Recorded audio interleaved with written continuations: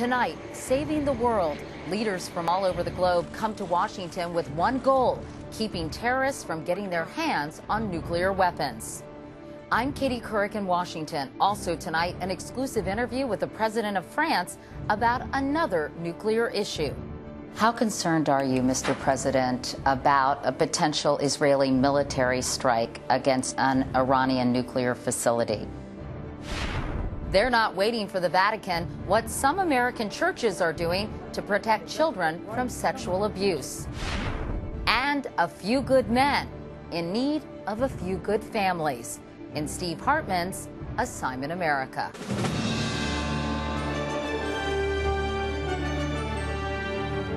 This is the CBS Evening News with Katie.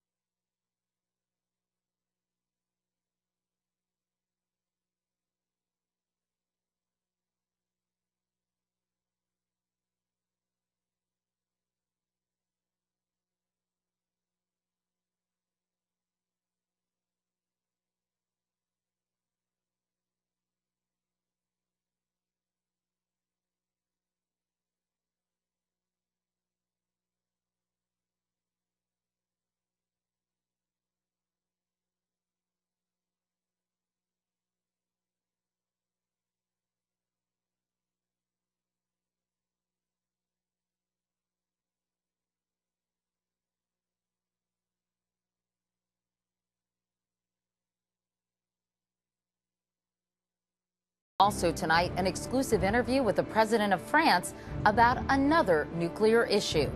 How concerned are you, Mr. President, about a potential Israeli military strike against an Iranian nuclear facility? They're not waiting for the Vatican. What some American churches are doing to protect children from sexual abuse. And a few good men in need of a few good families in Steve Hartman's Assignment America.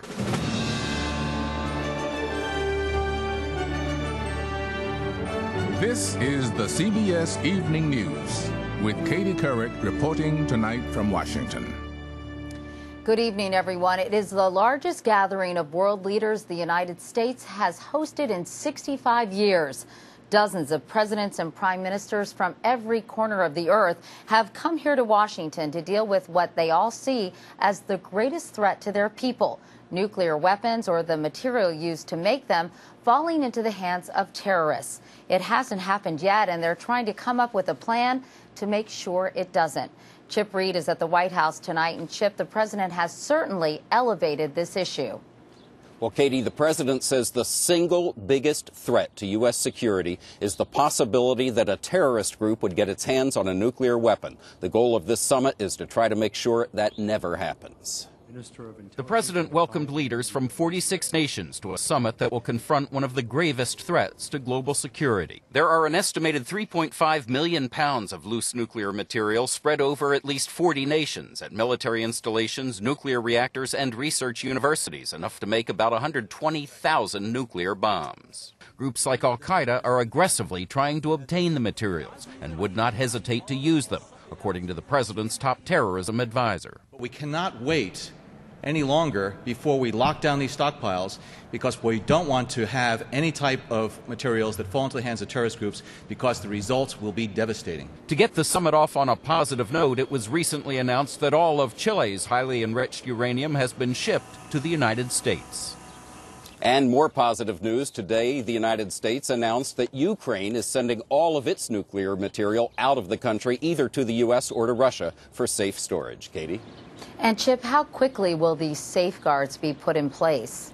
Well, President Obama says he wants them in place within 4 years. He's confident they'll have a plan for doing that when they leave this summit. Some analysts say that's doable. Others say you will never know for sure if it's all accounted for.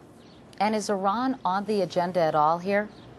Well, not formally, but in side meetings, very much so. The president met with President Hu of China a short time ago. And although China is not yet on board for sanctions against Iran, they are moving in that direction, according to the White House. Now, China, of course, is key here because they have a veto on the Security Council, and also they've been reluctant so far because they get so much of their oil from Iran. Katie? All right, Chip Reid at the White House tonight. Chip, thanks very much. And as Chip just mentioned, the White House said China is now ready to discuss new economic sanctions against Iran. But Elizabeth Palmer in Tehran reports, sanctions or not, the Iranians have no intention of stopping their nuclear program. Only in Iran does uranium enrichment rate this kind of pomp. On National Nuclear Day, President Mahmoud Ahmadinejad told the country it should feel proud. While President Ahmadinejad urges Iranians to celebrate their country's nuclear program, the rest of the world is coming together under U.S. leadership to condemn it and to press for tough new sanctions against Iran. For example, harsh restrictions on Iranian banking and shipping. The head of the country's nuclear agency, Ali Akbar Salehi, who got his Ph.D. at MIT, made a candid admission in a rare interview with CBS News. Of course, sanctions will affect us, but it only will delay our projects. It will not stop our projects. They hurt. Of course, they will hurt, but then we will have to come up with our own manufacturing systems. Iran already enriches uranium in one plant, and recently it announced it would build 6 more. It says it just wants fuel for nuclear power stations, but the U.S. suspects it secretly plans to build a bomb. Are you trying to make any kind of weapon? No. We have indicated this many times, not me, our president, our supreme leader. This is against our tenets, it's against our religion. The U.S. and its allies might have more faith in that argument if Iran didn't do things like this. Publicly unveil a new centrifuge that would enrich more uranium even faster. Or say things like this. Any military encounter with Iran will create consequences that are beyond anybody's imagination. Like? It can put the entire region on fire. All tactics that erode Western confidence in Iran, but please the crowds at home. Elizabeth Palmer, CBS News, Tehran. One of the leaders at the summit here is President Nicolas Sarkozy of France. It's his second trip to Washington in 2 weeks. In an exclusive interview earlier today, we discussed a potential international response to Iran's nuclear ambitions. You have very passionately advocated stronger sanctions against Iran. What exactly do you mean by stronger sanctions, and to what end? I consider the fact that Iran should get its hands on a nuclear weapon, a military nuclear weapon, together with the many statements made by Iranian leaders against the democracy that is Israel, is dangerous and unacceptable. Unacceptable, quite simply. Now, President Obama had wanted to stretch out his hand in order to show clearly to the Iranians that it was not they who were the target, but their leadership. Patience has its limits, and we have come to a time now where we need to vote sanctions, not against the Iranian people, but against the leaders who are leading the country to the wall. Are you optimistic you'll be able to do that within the purview of the UN Security Council, or do you believe that they'll significantly weaken the sanctions so they're not effective? I'm a realist. I'm down to earth. The best solution is the unity of the Security Council, but not at any price. Not at the price of a resolution that is so toothless that it would achieve nothing. How concerned are you, Mr. President, about a potential Israeli military strike against an Iranian nuclear facility? That would be disastrous. It would be a disaster. I don't even want to think it were possible. And the best way to avoid this disaster scenario is to take measures in order to get Israel to understand that we are determined to ensure its security.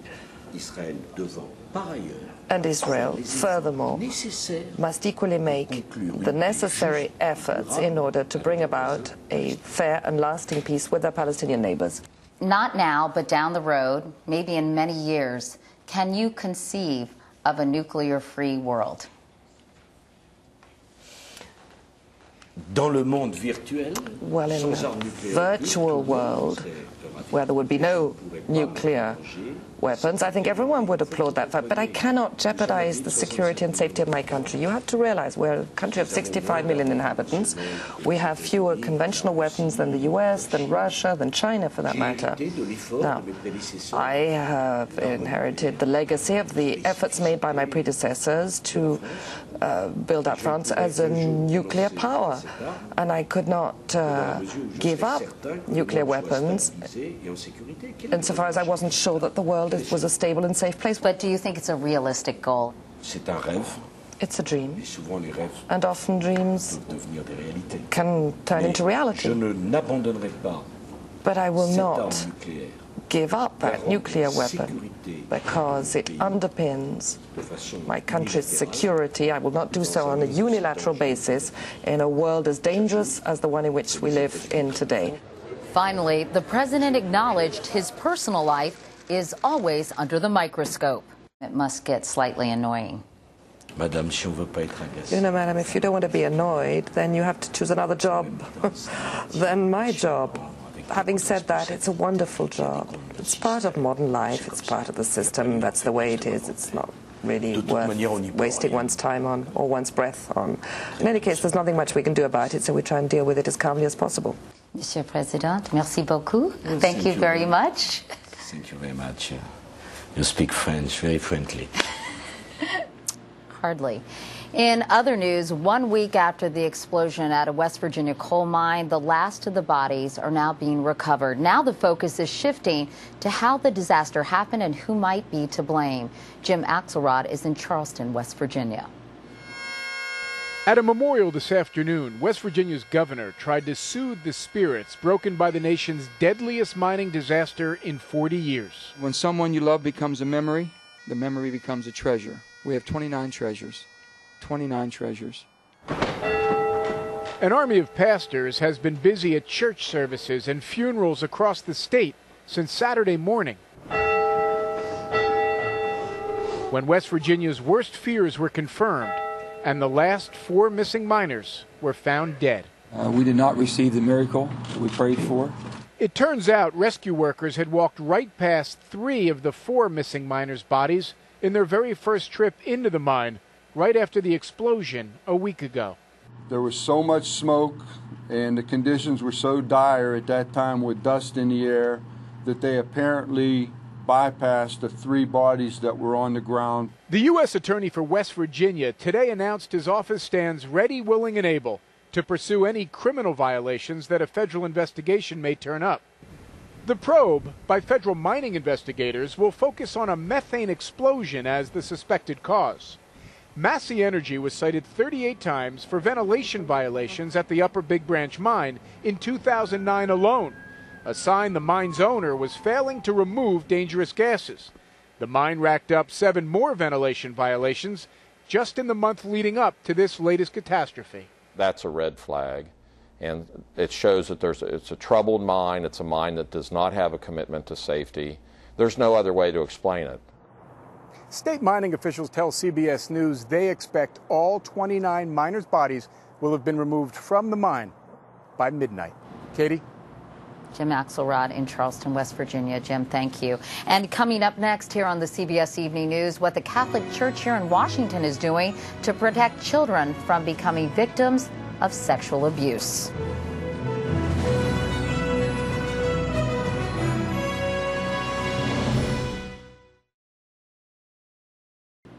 It is just what the Vatican didn't need, more controversy. But today, the #2 official there stirred some up when he suggested homosexuality, not celibacy, is to blame for priests abusing children.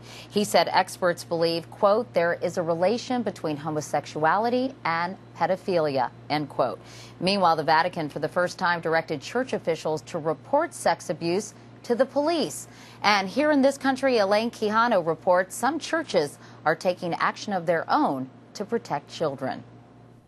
Mark Serrano remembers the first time he was alone with his abuser, Father Jim Hanley. Serrano was a 4th grader at St. Joseph's in Mendham, New Jersey, and just 9 years old.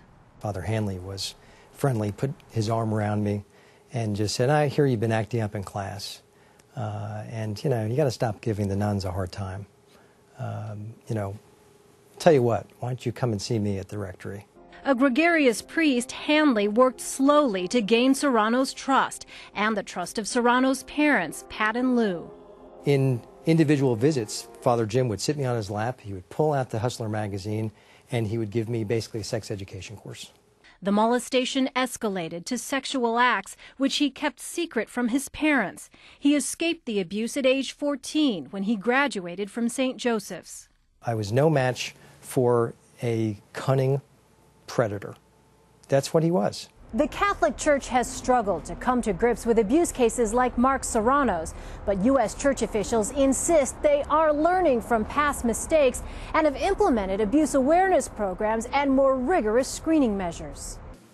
It's probably the worst thing to think that a child was abused. The Archdiocese of Washington, which has seen 22 abuse cases involving priests in the last 60 years, is tackling the problem on multiple fronts. This is video 2, a plan to protect God's children. Everyone from priests to secretaries and church volunteers are required to attend a 3-hour sex abuse awareness program. It details the warning signs of abuse, like a sudden change in a child's behavior. It also explains how child predators target their victims. Starting with your left hand. And they must submit to criminal background checks through an electronic fingerprinting process, which is matched against the FBI's national database. And the program reaches into schools as well to teach children how to recognize and respond to inappropriate behavior. Tell someone, tell the civil authorities, make sure our kid's safe. And that's pretty much the bottom line. But there were no protections for Mark Serrano in the 1970s. He tried reporting the abuse to church officials and state authorities, but Hanley remained a priest. Later, he admitted to abusing Serrano and 11 other boys and was defrocked. Do you think you could ever return to the church? As soon as the structure is changed, as soon as bishops are held accountable for enabling sex offenders to molest and rape children, and I don't believe that will take place in my lifetime or my children's lifetime, unfortunately. His faith in Catholicism now shattered. A deep-seated pain the church is trying to both heal and prevent. Elaine Quijano, CBS News, Lansdowne, Virginia.